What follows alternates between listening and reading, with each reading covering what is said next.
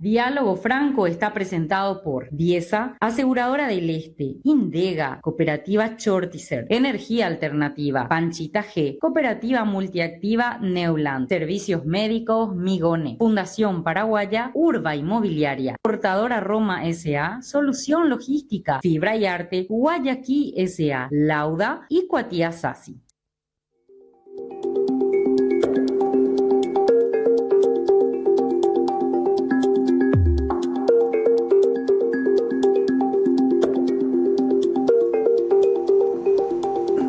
Muy buenas noches, queridas amigas, queridos amigos, comenzando un programa más de Diálogo Franco. Es el primer programa del último mes del año.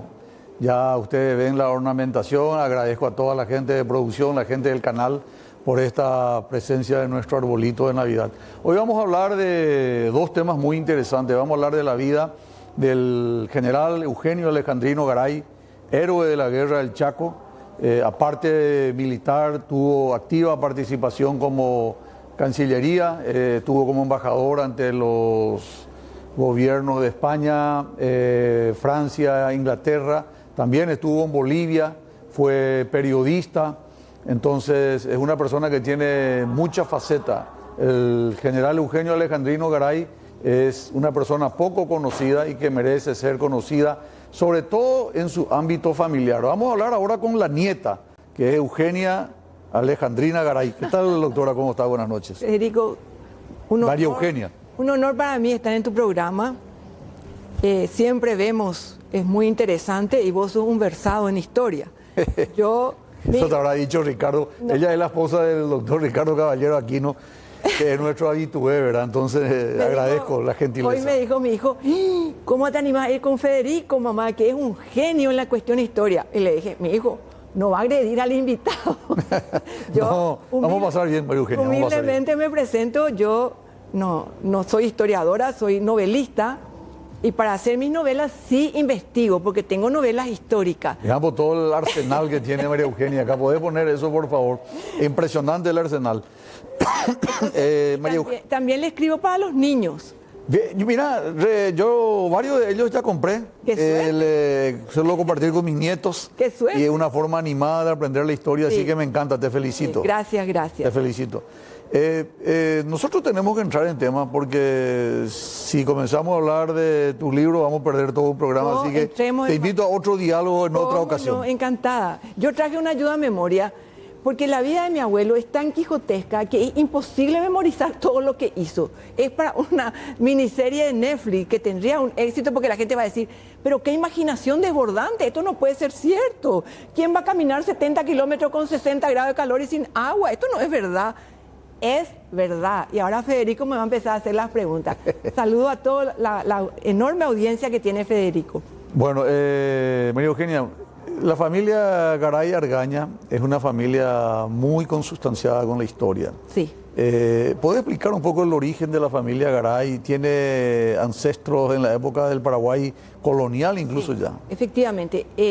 Nosotros venimos de Domingo Martínez de Irala. Creo que todos los paraguayos venimos. Bueno, probablemente sí, pero yo tuve la buena fortuna de que me regalaron un árbol genealógico. Sí. Y en el árbol empalma, vas viendo generacionalmente hasta llegar a Domingo Martínez de Irala.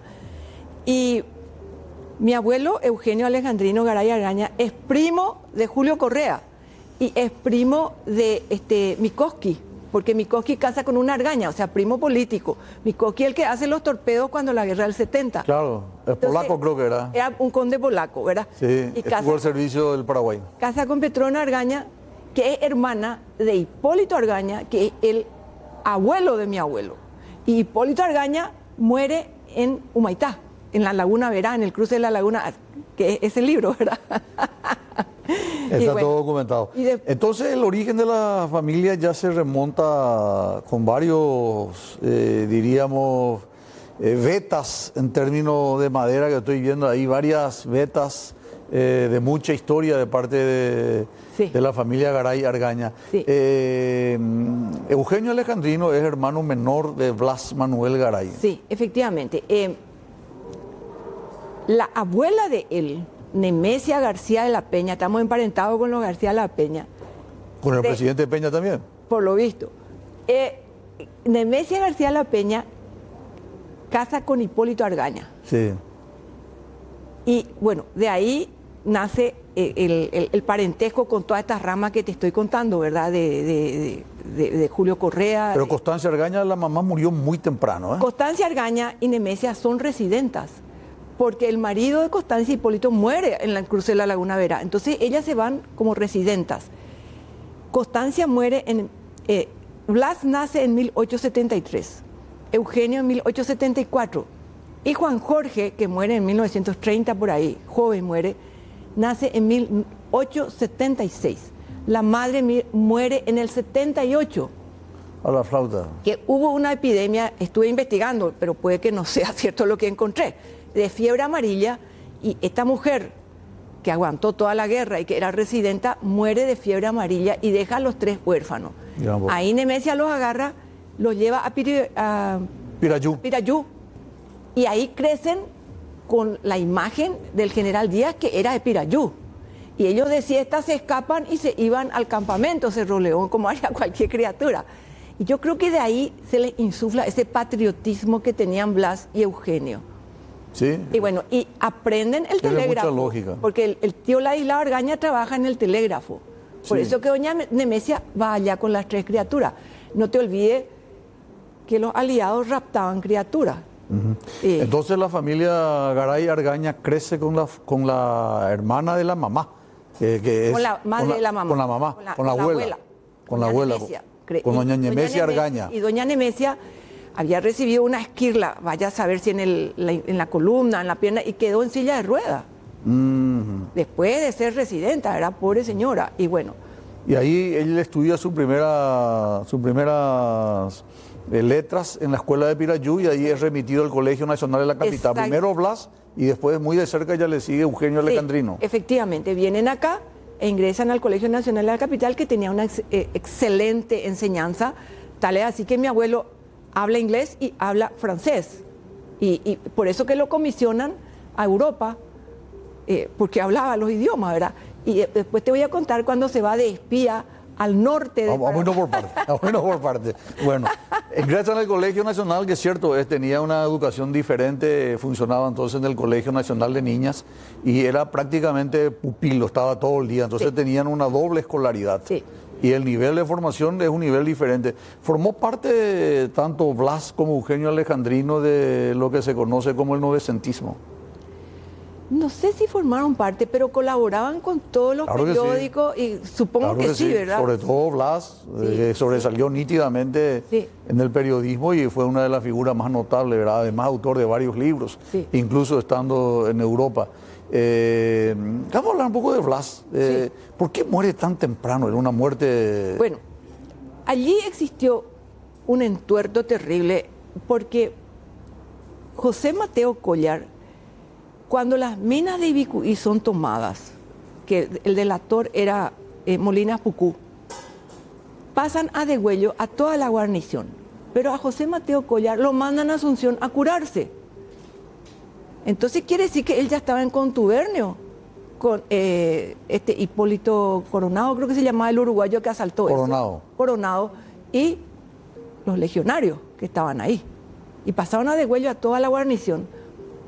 Y a él lo mandan a curarse a Asunción. Quiere decir que ya estaba en contubernio con esta gente.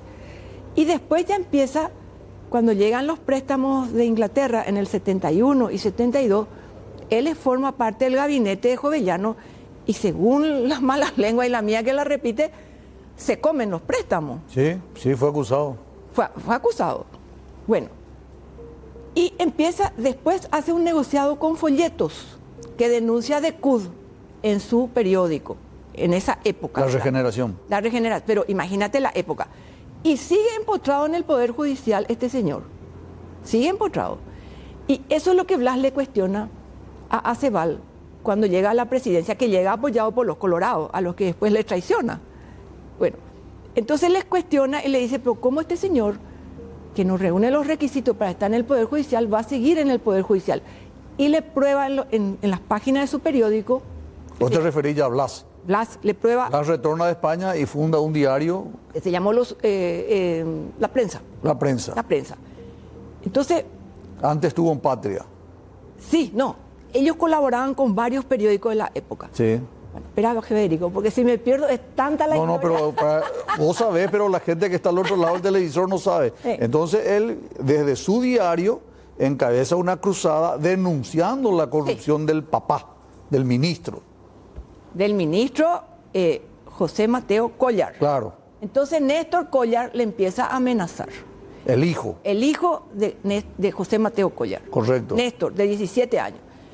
Y era un bravucón, un pendejito de 17 años, y andaba con un cuchillo, se le fue al diario de Blas varias veces, lo amenazó, compró un revólver, creo que es Smith Wesson, y este tiene la bala para Blas Garay, decía, y se exhibía.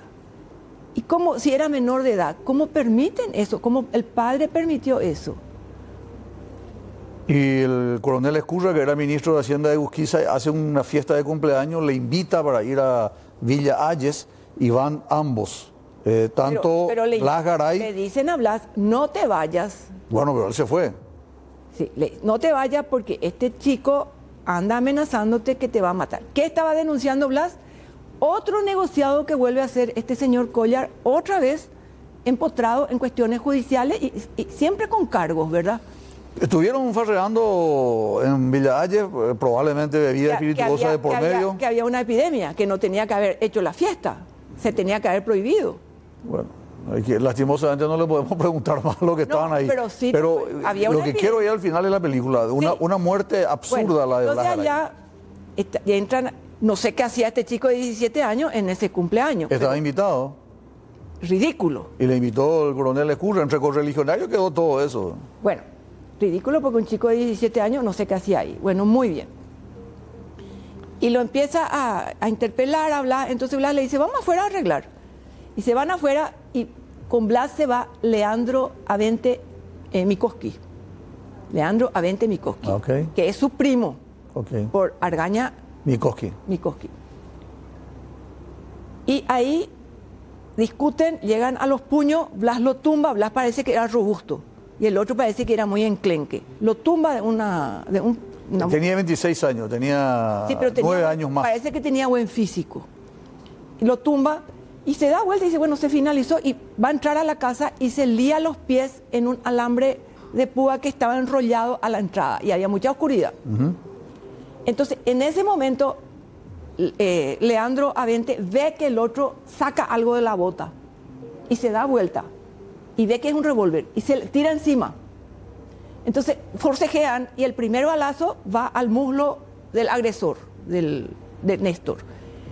Pero logra zafarse y le dispara a Blas por la espalda, que Blas estaba liado en ese... Y con tanta mala suerte que por lo visto eso afectó órganos vitales. Eso es el 16. El 18 muere Blas. 48 horas después. 3 días después. 3 días después. Muere Blas. No se animaron a operarle los médicos y bueno, y muere. Hay que ubicarse también, en esa época no teníamos mucha posibilidad de cirugía, no había anestesia. Bueno, lo grave del asunto, que el padre de este muchacho, acá, eso anoté porque no me acuerdo, pero te tengo que comentar únicamente porque es muy importante. Mateo. El padre de él ocupa un altísimo cargo en la... Poder Judicial. En el Poder Judicial. Sí. Y Lo fue ministro de Hacienda, recordemos. Y el juicio fue una parodia. El juicio fue una parodia. Y Benigno Ferreira también estaba ocupando un alto cargo en el Poder Judicial. Entonces arman algo y el chico sale libre de culpa y pena. No, ni media hora no se fue preso. Pero Benigno Ferreira estaba fuera del país. No. Benigno Ferreira regresa, si mal no recuerdo, para la revolución del 91 recién. No, ya está, acá está. Mateo Collar es miembro de la Cámara en lo Criminal y Comercial, que así se llamaba la Corte Suprema. Sí. Benigno Ferreira, presidente del Tribunal de Jurados, nombrado por Aceval. Así que estaba acá en Asunción, nombrado por Aceval. 1898, ¿verdad? 1898, 99, no, a ver. Fechas no me preguntes. Bueno. Fechas no me preguntes. Bueno, pero no te iba a preguntar fecha, pero por esa época tu abuelo, el hermano, estaba estudiando en Chile. Claro, porque a ambos, Urquiza en el 96 lo manda a Blas a España, al archivo de India, y trae toda la documentación en la que se va a basar la defensa del Chaco. Blas muere, entonces eso le entregan a Fulgencio R. Moreno, que era el albacea de lo que Blas trajo, porque Moreno nunca se fue a España. Sí, es cierto.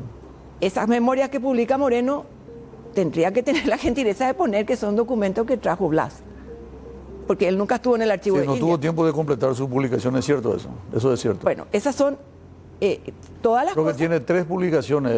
Una de ellas habla del comunismo de los jesuitas, Sí, fue un adelantado. el comunismo, habla la de la misión. breve historia del Paraguay. Sí, el comunismo, y habla del Paraguay colonial. Sí. 3 publicaciones que hizo. En el- Pero me gustaría, sobre todo, María Eugenia, por más de que vos ya no lo viste a tu abuelo, él murió en el 1937, para cerrar este primer bloque. Sí. ¿Alguien te comentó de cuál fue la reacción que tuvo Eugenio Alejandrino cuando se entera de la muerte precoz, 26 años, de su hermano, con muchas posibilidades, con mucha proyección, en una muerte tan absurda? Sí, Eugenio en el 97 Euquiza lo beca a Chile y va, se llama el grupo de los chilenos, van 9 paraguayos, Sí. entre ellos Jara, Sí. Chirife, gente que tuvo destacada actuación. Y allá él se entera. Y tiene que haber sido algo terrible, porque ellos dos eran muy amigos, muy de escribir juntos en los periódicos, de prestarse libros, porque Juan Jorge era mucho menor, pues. Claro, entre ellos había un año nomás de Entre diferencia. ellos había mucha camaradería y tiene que haber sido un golpe muy fuerte. Pero Eugenio sobrelleva muchas cosas porque su madre muere cuando él tiene 4 años. Y vamos a ver más adelante, la esposa, que tenía 42 años recién, muere cuando él está en el Chaco y ella ya no ve el triunfo de Grandahue, ya no ve el triunfo del La Carmen. esposa de Eugenio La esposa de Alejandrino. Eugenio. Ella se casó con Baldovinos. No, mi abuelo se casa con María Teodolfa Vera. Vera y Aragón. Y Blas se casa con la Baldovino. Ok, Vera y María Aragón. Antonia Baldovino. Vera y Aragón. Vera y Aragón. Bueno, muy bien. Entonces, estamos ya cerrando, comenzando en 1900 y en el próximo bloque entramos las revoluciones de Eugenio Alejandrino Garay. Corte y regresamos inmediatamente con María Eugenia Garay. El coronel general, ascenso póstumo Eugenio Alejandrino Garay, tuvo varias facetas, ¿verdad? Una faceta militar. Yo te adelanto, María Eugenia, el lunes que viene, si Dios permite, vamos a tocar el tema del militar, del héroe de la guerra del Chaco, Grandahue. Eugenio Alejandrino. No solamente vamos a hablar de Grandahue por la fecha, pero vamos a hablar también de otras partes de la vida de Eugenio Alejandrino Garay. Pero hoy contigo, como una cuestión familiar, queríamos hablar de las otras facetas. Así que antes de hablar de su faceta como hombre de Estado, relaciones exteriores, embajador, etcétera, escritor, estuvo en todas las revoluciones. ¿Cuántas revoluciones hubieron en el Paraguay? Estuvo Eugenio Alejandrino Sí, Garay. sí, sí. Comenzamos brevemente, 1904. Sí. Bueno, a ver, yo traje una ayuda a memoria porque si no me pierdo. Había un buque, el Villarrica, que le interfiere al Sajonia, y habían 2 hombres. Uno de ellos te iba a decir Eduardo López Moreira, y el otro un conocido tuyo. Bueno, te voy a ir narrando Dale. como una novela. Bueno, La revolución de 1904 es lo más original que te puedes imaginar desde el punto de vista de una novela, porque es naval. O sea, Sí, se armó todo lo que es vos cierto. quieras, pero ¿qué sucede? fundamentalmente fue en el río. Fundamentalmente, bueno, acá Es está. cierto. Le designan a mi abuelo, que era de infantería, a que vaya en el carguero Villarrica. Sí. Y se olvidan de descargar las bodegas. ¿Para vos te parece?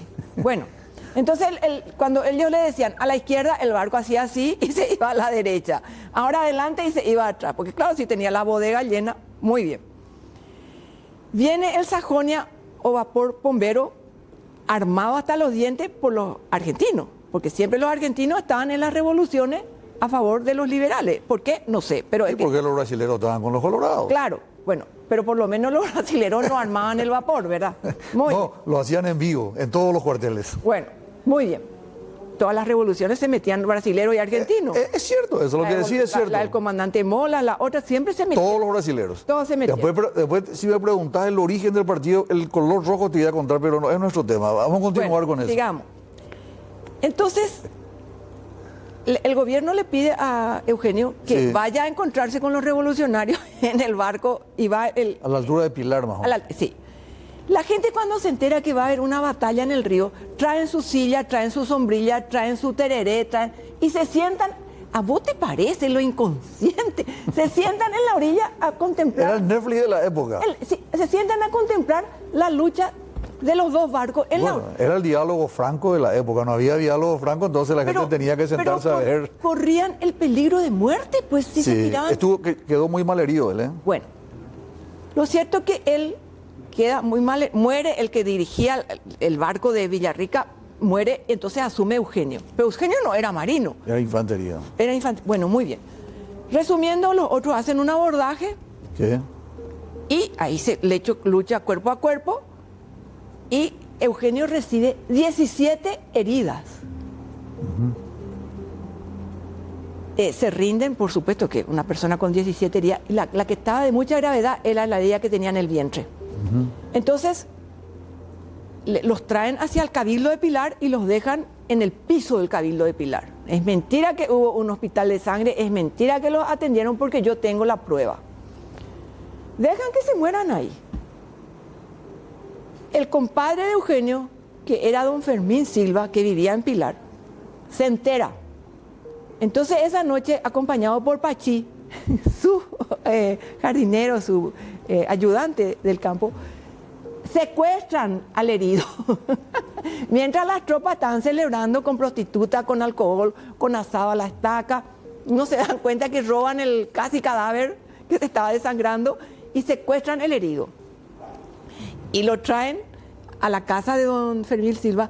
Yo tengo la carta de la hija de él, que es una de las que le cuida a Eugenio, por lo cual sé que es verdad. Y lo traen y tienen que correr todas las cortinas, todo, porque si sabían los revolucionarios que tenían este herido importante, los mataban a todos. Así nomás, era sencillito. No es tan así, ¿verdad? Porque el Partido Liberal le nombra como embajador a tu abuelo. Pero no es dos así. veces. Sí. Entonces, no es que el Partido Liberal no le dio la importancia, No. pero no importa, continuemos tu versión. Pero no la gente que Pero estaba... quiero dejar en claro de que no coincido contigo en Federico, muchos aspectos. pero no la gente que estaba allí. Sí, pero está bien. No, pero yo no estoy acusando. importante nomás aclarar. Yo no estoy Importante. acusando al Partido Liberal, estoy acusando a la persona que estaba en ese momento allí, Está que bien. después escribió su memoria y dijo que ellos le auxiliaron. Es absolutamente mentira. Es tu versión. Bueno, es tu versión. no, Está bien. Tengo las pruebas. Yo no hablo disparate. Bueno, muy bien, sigamos. Corren todas las cortinas y entonces van a buscar al médico en la oscuridad, traen el médico y sobre la mesa del comedor lo ponen y le dice, hiervan agua, corten una sábana. No es que había antibióticos ni nada de No, eso. pero estamos hablando de 1904. Claro. La penicilina se descubrió en 1928. Bueno, sin anestesia le van sacando, Sí. tenía las esquirlas, Sí, qué sé sí. yo. Bueno, entonces dice, y son 7 hermanas Silva, y cada una con una lámpara alumbrando alrededor de la mesa del comedor. Una se desmaya porque no podía ya ver eso. Entonces le dice él, bueno, el herido ya le saqué todo, ahora cada 2 horas ustedes le van a lavar con, no sé con qué, con tapecue, con agua oxigenada, con alcohol. María Eugenia se salvó, Eugenio. Se salvó. Bueno, después, ¿hay otra revolución después de eso? Bueno. Mira que tenemos 3 revoluciones. En Una recién tocada. 1908, el 2 de julio, Albino Jara derroca a Benigno Ferreira y se vuelve ministro de Guerra y Marina. Ahí Jara lo envía a Eugenio a Europa para sacarlo en medio. Y Eugenio se casa en el Va 908. como embajador ante Inglaterra, Francia y España. Sí, y Alemania. Alemania. Va Eugenio a Europa. Entonces Jara se siguió haciendo su... Ellos fueron la primera remesa de oficiales que egresaron de Chile. Sí, que se querían mucho. ¿eh? Sí. Bueno, muy bien. Así que una de las hijas de mi abuelo se llama Albina de la Gloria. Ah, mira. Por eso te digo. Pasan los años, allá nace María Teresa, muere allá, pobrecita, nace mi tío Juan Federico, ese vuelven. En el 11, Jara derroca a Gondra para Julio y es reemplazado por Liberato Rojas. Sí. Eugenio retorna a Europa, se reincorpora al ejército con el grado de mayor y comanda la guarnición de Barranca Mercedes. Ahí fue oficialista. Sí, él siempre fue... Después estuvo con el que fue durante 2 meses presidente de la República. Espera que te voy a contar eso. Fue ministro de Defensa de él. Sí, verá. En el 912 Liberato forma un gabinete de colorados. Cayo Romero Pereira es jefe de policía. En febrero muere Bernardino Caballero y poco después muere Patricio Escobar, que eran los grandes líderes del coloradismo. Liberato renuncia. Eugenio rodea al Congreso, con la guarnición de Barranca Mercedes viene, rodea al Congreso y escucha, y de repente se va caminando así y mira por la ventana y dice, ¿qué mira, comandante? Y estoy mirando los cañones que tengo empotrados ahí en la loma. Y yo sugiero cordialmente que se vote por Pedro Pepeña. Y votando por Pedro voluntariamente. ¿Por qué lo pone a Pedro Pepeña? Porque le salvó la vida a Juanito, al hijo. No, mi abuelo era un Quijote. Muy bien. En esta revolución, en el 912, siguen las cosas. Para que la gente que nos vea a través de la tele pueda entender, fue un periodo de mucha inestabilidad, sí. Y Pedro Pepeña fue un presidente colorado que duró 2 meses en el poder. Sí. Los otros fueron, en primer lugar, Liberato Rojas, y terminó el mandato González Navero como presidente, sí, de la República. Así mismo. Acá yo anoté, los mayoritarios liberales entran a Asunción y toman el poder. Sí. Bueno, Eugenio y los líderes colorados se refugian en un barco de guerra brasileño y los transporta a Corrientes. Sí. Y ahí Eugenio, ya decepcionado de tantas cosas, decide radicarse en Corrientes y le escribe a mi abuela. Dice, vendé todas las cosas, tenían pocas cosas, pero vendé todo y vengan con Juanito acá. Después las cosas se calman, porque ahí fue él nuevamente expulsado del ejército. En el 904 lo expulsan del ejército, sí, por el palco del Pilcomayo. Sí. Mientras sus camaradas van ascendiendo, ¿verdad? Él va quedando fuera. Claro. Y nuevamente expulsado del ejército, vuelve al periodismo y funda El Colorado en el 912, porque en el 904 fundó Los Sucesos. Y en Los Sucesos trabajó como periodista Rafael Barret. Sí, que estaba por esa época por ahí. Que estaba por esa época. Cuando funda El Colorado en el 912 se endeuda muchísimo, porque trae maquinarias modernas y pide 4 retratos. El de Bernardino Caballero, el de Blas, que ya estaba muerto, el de Alom, José de la Cruz Ayala, y el de Rafael Barret. Ponen los 4 retratos en su... Bueno, presidente constitucional, Eduardo Scherer. Lo nombra ministro residente en La Paz. Va a La Paz, mi abuelo, ahí es diplomático. Deja la dirección del periódico a Antolín Irala, que tuvo después actuación cuando la guerra, ¿te acordás? Con los chilenos y bueno. Pero adquiere una deuda muy importante. Va a La Paz, averigua las cosas que le encomendó el gobierno, trae el informe. Dejamos ahí porque tenemos que irnos al último corte. Vamos al último corte con María Eugenia y regresamos inmediatamente. De vuelta aquí en Diálogo Franco con María Eugenia Garay, la nieta del general Eugenio Alejandrino Garay. Ya hablamos y vamos a ser bien puntual porque se nos va el tiempo. Sí. María Eugenia, él escribía bien, tenía buena experiencia, tenía buena formación, hablaba varios idiomas, fue embajador en varios países de Europa, en Bolivia, pero lo suyo era la guerra. Sí. Cuando ocurre la guerra, él se presenta y ¿qué pasa? Bueno, en el 28 hay una gran movilización. Sí. Creo que es a raíz de la muerte de Rojas Silva. Sí. Que se produce también lo del 23 de octubre y todas esas cosas. En realidad el 28 es la muerte o sea, el incidente de Vanguardia, ¿verdad? Pero sí, lo de Rojas Silva fue un poquito antes. Claro, bueno, o sea, se van encadenando, sí, porque desde 1904 Bolivia empieza a entrar al... Él se presenta como voluntario y la gente le dice, usted no tiene la edad, usted es muy mayor. Sí, y no lo aceptan. Eso es en el 28. Pero esa movilización, tanto en Bolivia como en Paraguay, fue un desastre. Sí, es cierto. No se fue a la guerra. Es cierto. Continúa, y cuando viene el ataque al Fortín Carlos Antonio López, que era, sí, la Laguna Pinchatuta, sí, ahí es que se arma la guerra en Paraguay, ¿verdad? Ahí Paraguay dice, bueno, vamos a pelear. Y ahí lo admiten a Eugenio y va al frente. Pero no le querían dar mando de tropa porque lo veían muy anciano. Y los chicos que iban al frente eran de 18 y 19 años. Claro. Y el señor ya está, en el 34 cumple 60, así que ya era un señor grande. Sí, cuando va a la guerra tenía 59 años. ¿Viste? Bueno, no le quieren dar mano de tropa. Y bueno, no importa, va bajo las órdenes en un momento dado de Ortiz. Pero primero estuvo al mando del RI-16 Mariscal López. Sí, ese él forma. Sí. Y va con eso al Chaco y se tienen varios enfrentamientos. Pero yo te tengo que resumir porque el tiempo nos está apurando. Sí, sí.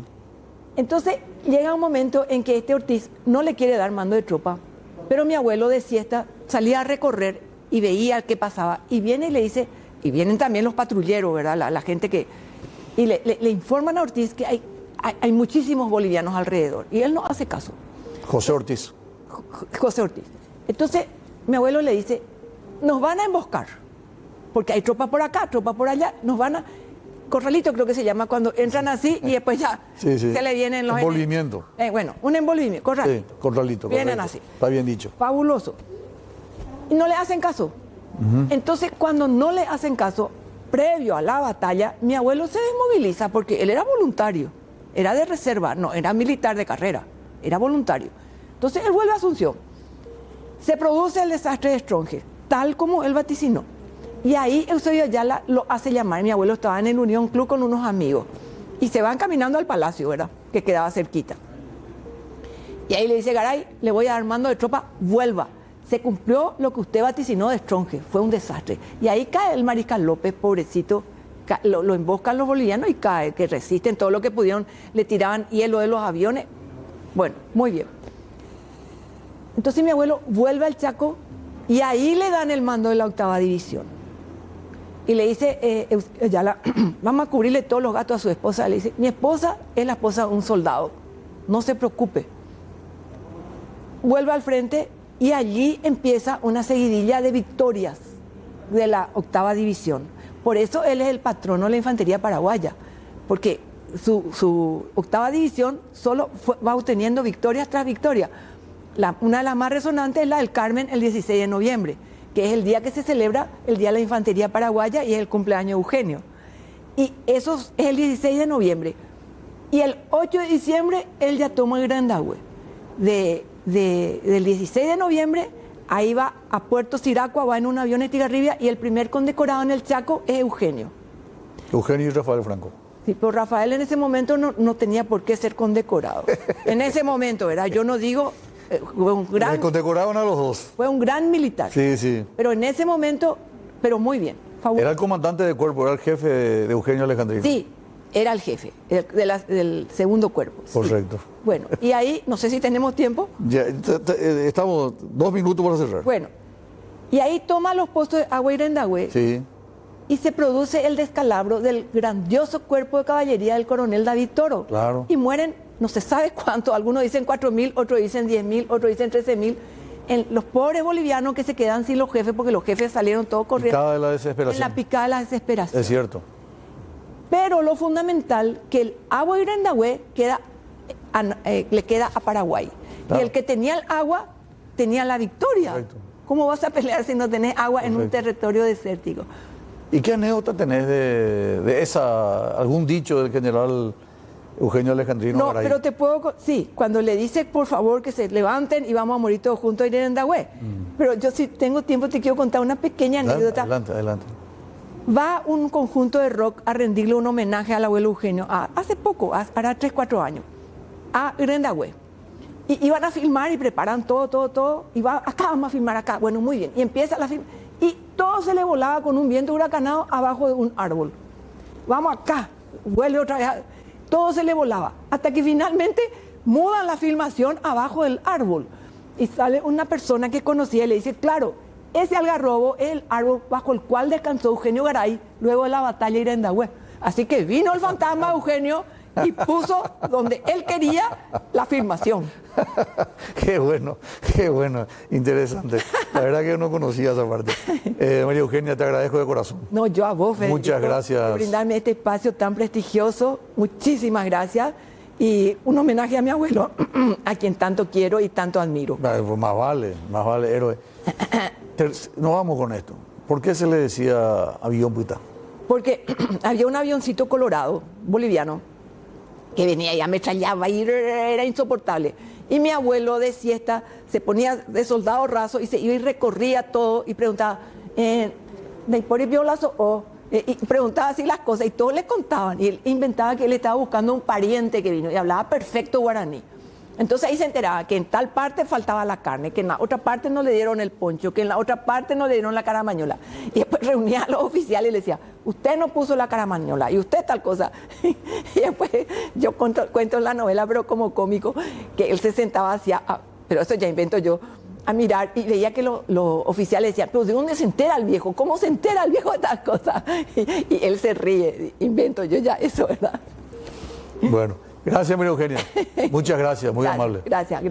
Nosotros nos vamos a un pequeño corte. A la vuelta vamos a estar con el profesor doctor Luis Fretes Carrera. Él es abogado, politólogo. Están pensando en cambiar el sistema electoral, la ley electoral. Y él tiene un update, una actualización de todo lo que se viene haciendo, cuáles son los cambios, las innovaciones, qué es lo que se pretende, cómo nos puede afectar estos cambios en la ley electoral en minutos con el doctor Luis Fretes Carreras. De nuevo estamos con el doctor Luis Fretes Carreras. Él es politólogo, es catedrático de la Universidad jesuita, acá vecino prácticamente del canal. Estuvo como embajador paraguayo ante el Reino de Portugal, así que conoce mucho el tema, es politólogo. Y tengo entendido, doctor Fretes, que hace poco tiempo, 3-4 meses, el Tribunal Superior de Justicia Electoral radicó un anteproyecto de modificación de la ley electoral al Congreso, y eso motivó que una serie de instituciones, de partidos políticos, de asociaciones políticas se unan y puedan estudiar y analizar. ¿Podría compartir con la audiencia en qué consisten las modificaciones que planteó la justicia electoral, por favor? Muy bien, muy buenas noches. Muchas gracias por este espacio ahí. Es la primera vez que vengo, Federico, a este programa. ¿La primera vez? Sí. Y ¿No ya estuviste antes?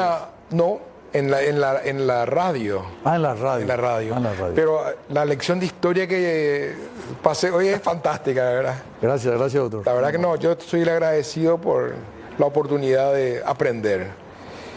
Y efectivamente, luego de las elecciones del año pasado, y todos los eventos que se sucedieron posteriormente, la justicia electoral emprendió una tarea de promover la conformación de unos grupos de trabajo.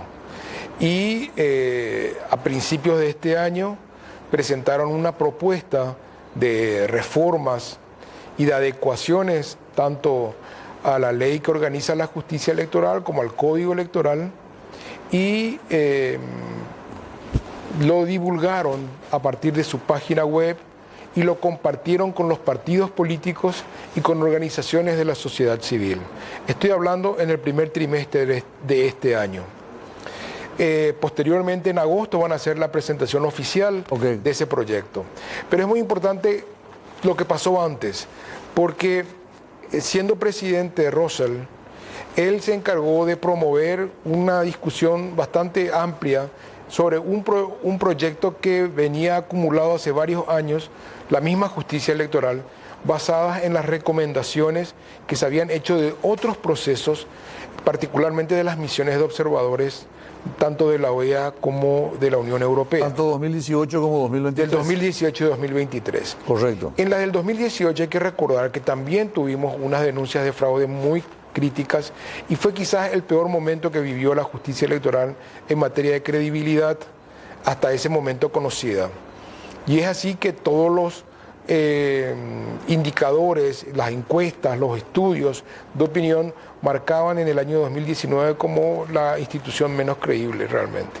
Eso se puede corroborar con el Latinobarómetro del año 2019, con la POP, que es la otra calificadora que se realiza en forma periódica, y por lo tanto la justicia electoral comenzó a implementar algunas cuestiones. ¿Cuáles son esos cambios?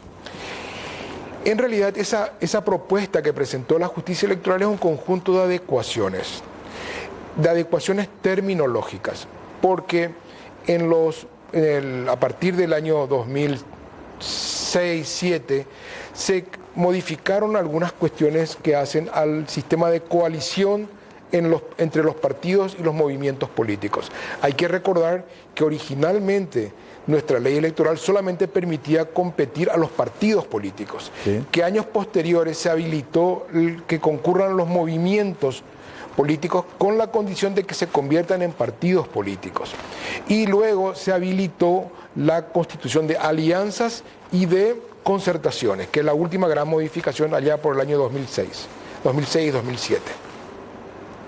Y luego tenemos la gran modificación en la última, que es la correspondiente a la incorporación de la lista cerrada no bloqueada y la utilización de máquinas de votación con boleta electrónica testigo, ¿verdad? Que son, digamos, las últimas modificaciones a la ley electoral. Y considerando las elecciones del año 2023, la situación crítica que se vivió luego de las denuncias de fraude y de las numerosas manifestaciones que hubieron, la justicia electoral, como decía, hizo un proyecto de adecuar, en primer lugar, una cuestión de tipo semántica. Es decir, el Código Electoral establecía la vigencia de partidos y de alianzas, no así de concertaciones, y por lo tanto se unificó la terminología en decir organizaciones políticas.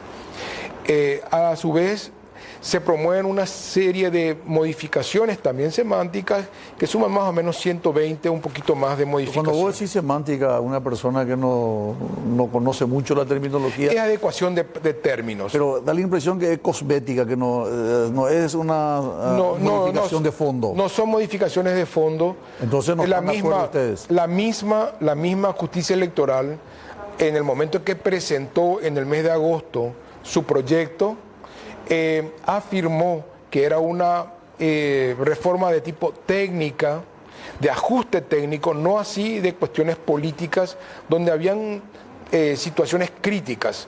Por ejemplo, teníamos la cuestión de la utilización de las máquinas, los sistemas de auditorías de las máquinas de votación, la pertinencia o no de la apertura del sobre 4. ¿Cómo quedó? Vamos rubro por rubro para que la gente entienda, porque la mayoría de la gente que nos está viendo es gente que ha votado y sabe las situaciones por las que hemos pasado. Por ejemplo, primero, juntas cívicas. Ellos pretenden anular. ¿Por qué? No, ellos pretenden que las juntas cívicas sean nombradas directamente por los juzgados.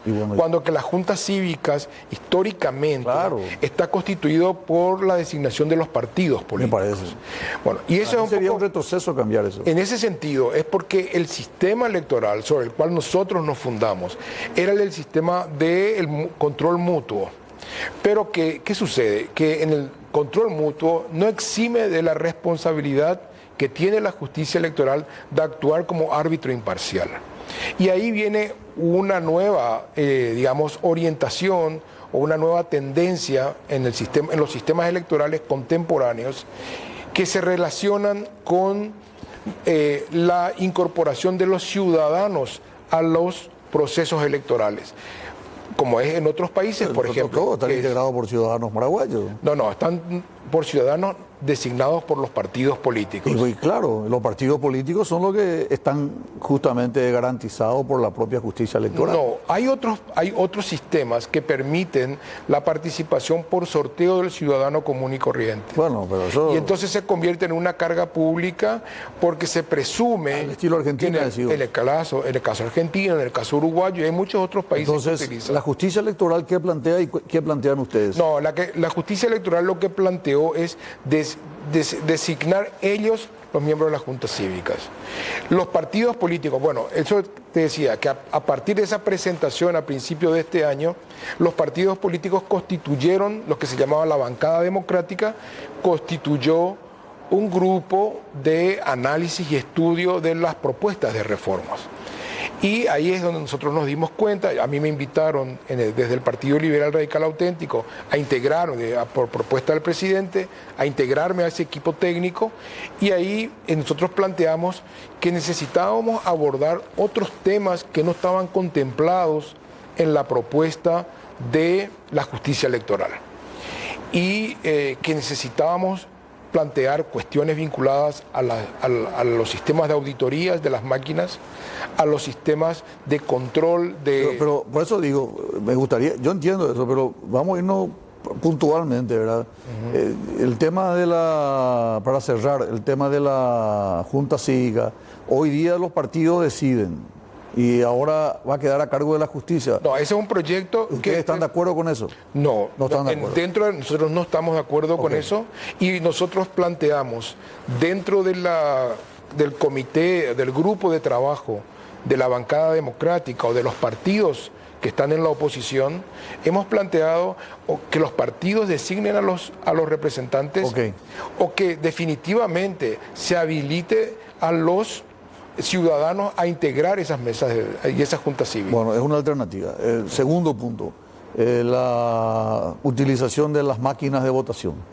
¿Cómo se les audita antes de las elecciones, durante las elecciones y después de las elecciones? Que no ocurra como las últimas elecciones que terminaron y fueron todos fuera del país. ¿Eso está previsto un sistema de solución para eso? Indudablemente, la experiencia del año 2023 es una experiencia bastante traumática y que hoy en día está en una cuestión de acción judicial ante la Corte Suprema de Justicia, que aún no ha resuelto la misma. El problema que se presenta es que la utilización de las máquinas de votación con boleta, con sistema electrónico,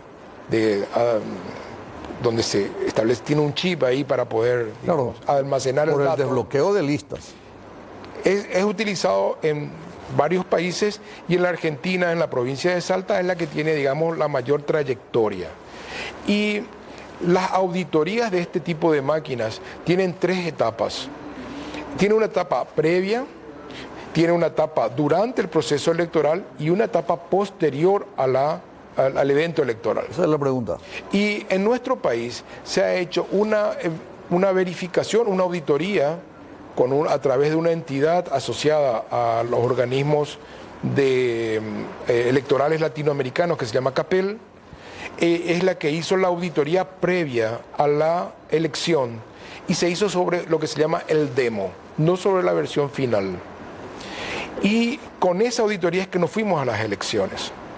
Cuando que en los otros países donde se utilizan este tipo de máquinas, se realizan auditorías in situ en el día de las elecciones, y luego de terminadas las elecciones se hacen también una auditoría de las mismas, cosas que no tenemos nosotros. ¿Y eso se va a incluir ahora? Y esa es una propuesta que se ha incorporado en el estudio de los partidos de la oposición. Dentro de ese rubro, doctor, existe la posibilidad, porque a mí me consta que la gente designada tampoco cumplieron su función, o no conocían, o no les interesaba, o sencillamente no aparecieron.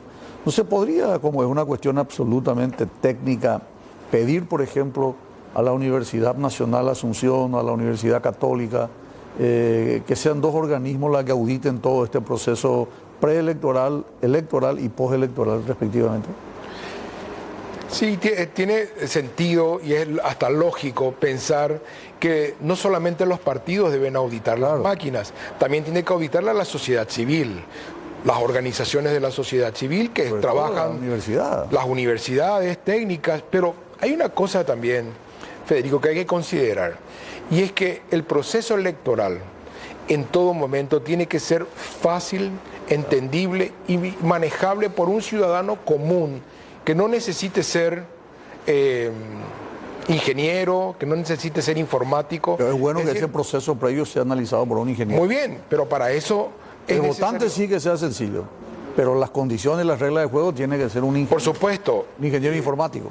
Sin duda alguna en el proceso previo, pero en el proceso durante las elecciones tiene que estar habilitado para que cualquier ciudadano pueda ejercer su voto con total confianza. Totalmente. Me permití un corte y regresamos luego con esta pregunta, doctor. Este sistema de la máquina de votación se hizo como consecuencia de nuestro cambio en la ley electoral del desbloqueo de listas. Esta máquina, por lo tanto, es útil para facilitar el escrutinio siempre que haya desbloqueo de listas. Se insinúa, se dice, de que hay gente que quiere cambiar ese sistema. A la vuelta de este corte comercial quiero que nos aclare la posición de la bancada democrática. Vamos a unos consejos y regresamos inmediatamente. Doctor Luis Fretes Carrera, estamos hablando de los cambios que están tratando de introducir la justicia electoral y también la posición que tienen los autodenominados bancada democrática que integran los partidos de la oposición, para ser más claro. Doctor Fretes, la utilización de esas urnas presumen la necesidad, luego de que se haya aprobado el desbloqueo de lista por lo complicado del escrutinio. Hay voces, uno escucha, de que todos ustedes, en plural, incluido vos, están en contra de este tema del desbloqueo de lista. ¿Eso es así o no es así? La fantasía es muy grande de alguna gente, ¿verdad? Me río porque en realidad nunca hemos dicho eso, en ningún momento. Recientemente organizamos un seminario con expertos argentinos, uruguayos, venidos de México, con el propósito de analizar en profundidad todos estos sistemas, cómo se utilizan estos sistemas.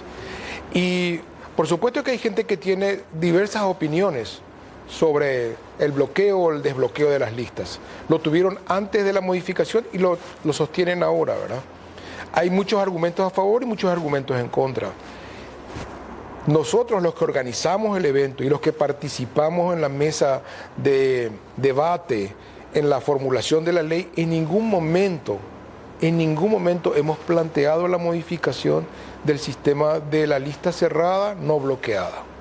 Lo que sí decimos es que en estas condiciones en las cuales se desenvuelven las elecciones, donde no hay un árbitro imparcial, donde no hay un sistema de justicia verdaderamente equilibrado, sino que gobernado y dominado por un sector de diferentes partidos, pero aliados entre sí, hacen que todos los mecanismos que se puedan poner, incluso el de la máquina, incluso el de la boleta, aunque tengamos 3 niveles de auditorías, serían imposibles de superar, porque nosotros lo que necesitamos es una reforma profunda del sistema electoral.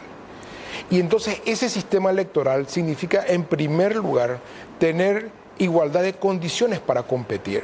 No tener que, por ejemplo, el gobierno utilice todos los mecanismos haciendo proselitismo en las embajadas, por ejemplo, en los consulados, ¿verdad? En el ejército, utilizando los instrumentos de la policía. ¿No te parece que existe? Claro eso? que sí, hay denuncias. Nosotros hemos hecho en el 2018, hemos hecho denuncias de ese tipo de cosas ante la OEA. En las embajadas. En las embajadas. Pero en las Fuerzas Claro. Armadas, en las Fuerzas Policiales. También, y es más, si vos te das cuenta, Federico, el uso de la compra de votos es muy común. Las encerronas de las comunidades indígenas está denunciado en N cantidad de informes de las organizaciones de las misiones electorales. ¿Y qué ha hecho la policía? ¿Qué han hecho los fiscales? ¿Qué han hecho los jueces al respecto? No hay un solo imputado, no hay un solo acusado. Entonces no puede ser. O sea, y eso parte también de que hay una idea. Volvimos a la partidización de Claro que los sí. ministerios y de las instituciones militares Claro y que sí, policiales. claro que sí. Y además hay una idea que se ha presentado y que lamentablemente algunos integrantes connotados de la oposición han, digamos, acompañado, de que esto es una disputa entre 2 grupos que se pelean a muerte sin ninguna regla y que no hay ningún árbitro, que no hay ninguna institución que garantice el Estado de Derecho. Entonces, ahí viene el problema. Es más, imagínate, Federico, que se hacen las elecciones en el año 2023, comienzan las manifestaciones y a los pocos días la justicia electoral despacha las máquinas que estaban siendo impugnadas en ese momento bajo la supuesta demanda llamativo. de otra gente. Muy Pero llamativo. no solamente es llamativo ese hecho. Cuando uno ve la legislación de la provincia de Salta, que es el modelo sobre el cual nosotros aparentemente construimos nuestra legislación, en la provincia de Salta permiten las auditorías ex post, permiten la auditoría del Cuarto sobre. no solamente el cuarto sobre, que está disponible en todo tiempo, sino solamente, mira, Federico, ¿sabes qué está? La auditoría del código fuente, que acá supuestamente por un contrato no se permitiría ver. O sea, A mí me parece interesante que se haga todo eso. Por eso te decía puntualmente, ¿verdad?, cuáles son los puntos que plantea la justicia. La forma que yo te escucho, vos representás al Partido Liberal, pero vos parece que está en contra de los partidos en este tema. ¿Cuál es tu posición personal con respecto a esto? ¿Los partidos políticos tienen que tener control dentro de la actuación de la justicia electoral? Mira, yo creo en los partidos políticos. Por eso pertenezco a uno. En segundo lugar, los partidos tienen el deber y la obligación de ejercer el control de los órganos jurisdiccionales, en este caso, que están vinculados al sistema electoral. Pero lo que no podemos permitir es que la justicia electoral se desentienda de su función de ser un árbitro imparcial. Entonces tu duda es a la justicia. No es una cuestión de duda, claro que desconfío. ¿Desconfías? Desconfío y no tengo garantías. ¿Y hablaste con el representante del Partido Liberal? Claro que he hablado con no, él no representa al Partido Liberal. ¿Cómo que? No. Esperamos un ratito. No. Que me ría él fue yo votado. Ahora. Claro que sí. Porque Rosell no es representante del Partido Liberal. Objetivamente hablando, Rosell representa una mayoría del Congreso anterior, en el cual estuvo involucrado el Partido Liberal. Pero él representa una mayoría que está apoyada por una parte importante del Partido Colorado y otras fuerzas. Y por lo tanto, él ya no se presenta como un representante de un partido porque él es un juez y él tiene que actuar con imparcialidad. Igual, de la misma manera tiene que ser Bogarín y de la misma manera tiene que ser Bestar. Es una utopía, doctor. No es una utopía. No, pero vos ahí crees está que nuestro error, vos crees que Bestar no está partidizado. Ahí está nuestro pero error. ¿Vos crees que Bestar no está partidizado? Claro que sí está partidizado. Y cuando nosotros tuvimos, por ejemplo, el reconocimiento o sea, cuando la justicia electoral emite su resolución aceptando el principio constitucional de que los padrones o el registro cívico permanente no pertenece a ninguna organización política, sino que es un documento público que puede ser utilizado por todas las instituciones, y luego le prohíbe al Partido Liberal la utilización del registro cívico permanente. Sí. Es un retroceso gigantesco. Ahí no hay una representación partidaria, hay una representación de grupo.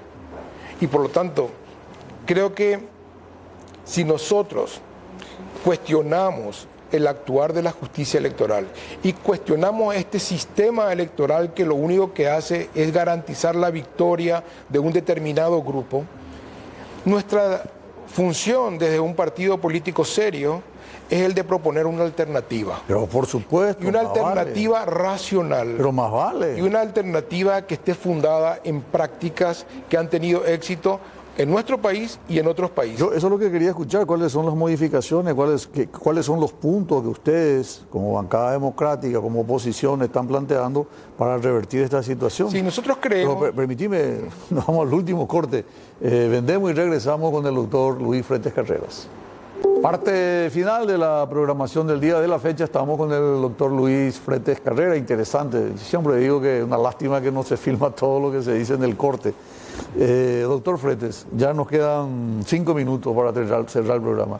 Estábamos hablando de algunas de las modificaciones que se quieren hacer y a lo mejor otras no tenemos tiempo. El tema de financiación política, ¿hay una propuesta de cambio de mayor control o así como ahora vamos a seguir teniendo diputados que son narcos, por ejemplo? Y necesariamente tiene que haber una modificación del sistema de financiamiento y de control. ¿Y la propuesta de ustedes cuál es? Y es aumentar los sistemas de control, especialmente establecer la trazabilidad del dinero que se utiliza, ¿verdad? En este caso y ahí, permíteme un segundito, ahí viene un tema, es que las rendiciones que hoy en día se hacen en la justicia electoral son prácticamente papeles. No hay un sistema de auditoría profunda que pueda garantizar y decir de dónde proviene Pero la justicia electoral tiene una dirección de financiamiento político. Entonces hay que preguntarle al gobernador de Alto Paraná cómo es posible que haya financiado toda su campaña con una factura de una pizzería y que la justicia electoral han pasado 1 año y no ha hecho nada. ¿Y ustedes le denunciaron? ¿No? Ahí está. No, la pregunta es, si cometen un delito, claro, la justicia tiene que actuar. Pero claro, más vale. Y eso es lo que no existe. Entonces, ese tipo de cosas, por eso te decía en el corte, en el intermedio, ¿verdad?, que es la parte más interesante, parece, de este programa. Nosotros no podemos decir que tenemos una receta en forma específica todavía. Nosotros iniciamos un proceso de diálogo, y digo nosotros porque ahí están el Partido Liberal Radical Auténtico, está Cruzada Nacional, está el Partido Encuentro Nacional, están partidos que no tienen representación parlamentaria, como por ejemplo Paraguay Pues Jurá o Paraguay Soberano, que es un movimiento en formación, está el Movimiento Despertar, está también el Partido Participación Ciudadana. Son los que integran esa. Y entonces lo que hemos hablado ahí es que, en primer lugar, es muy importante desarmar esta conformación de una mayoría en la dirección de la parte de los partidos donde están, en la dirección del registro permanente electoral, ¿verdad? Donde hay un director y un vicedirector, y el director acompañado de un conjunto de direcciones que se han creado a lo largo de todos estos años, que le han restado poder y que han sido designados todos personas funcionales a los intereses del Partido Colorado. Entonces nosotros nos encontramos con una maquinaria administrativa del poder, y es necesario, en primer lugar, modificar esa composición de la dirección. ¿Cómo se ve? Y hacerlo plural. ¿Cómo? Es decir, modificar, por ejemplo, una propuesta que hemos sondeado es la de crear una Junta Electoral Nacional integrada en forma más amplia, sin que haya una mayoría y una minoría, sino que esté representados por lo menos 4 partidos con representación parlamentaria y 3 partidos que no tienen representación parlamentaria, de tal manera a que sea un órgano plural, porque esos son los que ejecutan el proceso electoral propiamente dicho. ¿Eso es un proyecto de ley? Eso es un proyecto que podría entrar dentro de un proceso de reforma. También hemos hablado de la necesidad de establecer un mecanismo de control, como te había dicho en un principio, de las máquinas en las auditorías tecnológicas, pero también de las boletas que contienen el chip, que es verdaderamente el que se puede modificar, ¿verdad? Y para eso hay que establecer una normativa más explícita a los efectos de que cuando haya alguna duda, en cualquier momento se pueda recuperar esa papeleta y proceder al conteo. Imagínate vos, hay países como por ejemplo Argentina y Uruguay que votan con papeletas. Y ellos hacen el recuento de papeletas en 3 etapas, no solamente en el escrutinio de la mesa, sino que también en la sección y finalmente en el Tribunal Superior. Es decir, no existe ninguna limitación para que se pueda comprobar fehacientemente el voto del ciudadano verificando la misma papeleta. Una respuesta breve porque ya se nos va el tiempo. El famoso cuarto sobre. ¿Se tenía que haber abierto? ¿No se tuvo que haber abierto? ¿Y qué van a hacer para evitar que esto quede claro, taxativo, de que en algún momento de duda se pueda puntualmente abrir el cuarto sobre? El cuarto sobre, desde nuestro punto de vista, ¿sí?, en términos jurídicos corresponde abrirlo porque la Constitución así lo manda. Okay. Nosotros tenemos desde el preámbulo de nuestra Constitución y en innumerables artículos, el 1, el 3, el 114, bueno, hay una cantidad casi de 14 artículos en forma específica que nos garantizan a los paraguayos el derecho a la democracia. Y la democracia implica que el voto tiene que ser público. Y el escrutinio tiene que ser público y fiscalizado. Claro, claro. Pero no solamente el voto para es eso. El voto es secreto, pero desde el momento que se emite ya es de carácter, es un documento público. Sí, sí. Y en muchos países ese documento se guarda hasta las siguientes elecciones para poder ser. Se tira toda la basura. Esa es un invento nuestro. ¿Por qué? Porque con eso uno podía verificar si las actas verdaderamente expresan la voluntad popular. Y la Constitución a nosotros nos ampara. Ustedes plantean ahora que los boletines podrían eventualmente, en cierto y determinado caso, ser reescrutados en otra instancia. Que nuestros votos se tengan que guardar, se guardan precisamente, por eso se llama, Federico, la máquina de votación. Sí. Lo único que hace es registrar el voto. Sí, sí. Y el documento que demuestra la existencia de la voluntad del ciudadano es esa papeleta larga. Claro, la impresión. Y por lo tanto, ese es un documento público. Claro. Y nosotros deberíamos tener el derecho, incluso ahora, sin necesidad de ninguna modificación de la ley, de poder recuperar eso, verificar y cotejar con lo existente. Y eso lo hemos planteado en la Corte Suprema de Justicia en el mes de mayo del año pasado, y eso está todavía sin tratarse en esa alta instancia. Doctor Luis Frente Carrera, te agradezco por estos minutos. Lastimosamente nos pasamos 4 minutos, me están por pegar la gente de producción. Pero posiblemente como termina el año, ojalá Dios quiera en los primeros meses del año que viene, si continuamos nos gustaría volver a profundizar un poco más este tema. Con mucho gusto, todo lo que sea para mejorar nuestro sistema electoral y mejorar nuestra democracia, estoy a disposición. Muchas gracias, estuvimos con el doctor Luis Fretes Carrera, nosotros nos vamos, retornamos, si Dios permite, el próximo lunes con más Diálogo Franco. Gracias a la audiencia por la preferencia. Diálogo Franco fue presentado por Diesa, Aseguradora del Este, Indega, Cooperativa Chortizer, Energía Alternativa, Panchita G, Cooperativa Multiactiva Neuland, Servicios Médicos Migone, Fundación Paraguaya, Urba Inmobiliaria, Tadora Roma S.A., Solución Logística, Fibra y Arte, Guayaquil S.A., Lauda y Cuatía Sasi.